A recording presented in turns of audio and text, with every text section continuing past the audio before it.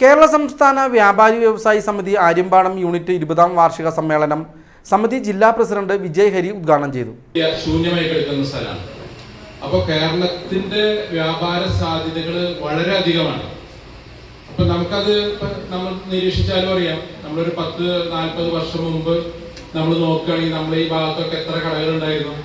വളരെ കടകളേ ഉണ്ടായിരുന്നില്ല പല സ്ഥലത്തും. കേരളത്തിൽ മൊത്തത്തിൽ കഥയാണ് ഞാൻ പറയുന്നത്. പക്ഷെ ഇപ്പൊ എടുത്തു നോക്കിയ എല്ലാ മുക്കിലും മൂലകളും പലവിധ സ്ഥാപനങ്ങളായി ഒരുപാട് ആളുകൾ ഇതിലേക്ക് വന്നു കഴിഞ്ഞു.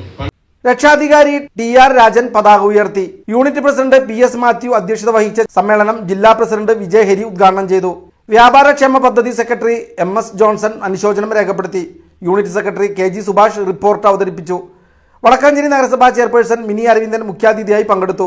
Unit treasurer PJ. സന്തോഷ് വരവ് ചെലവ് കണക്ക് അവതരിപ്പിച്ചു. ഏരിയ സമിതി സെക്രട്ടറി ഇ.കെ. കുമാരൻ സംഘടനാ റിപ്പോർട്ട് അവതരിപ്പിച്ചു.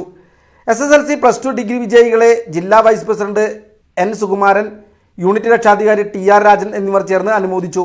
കൗൺസിലർമാരായ Sreeja Chandran, Sunitha Manikandan, unit vice president Abdul Azeez, P S. Salim എന്നിവർ പങ്കെടുത്ത് സംസാരിച്ചു.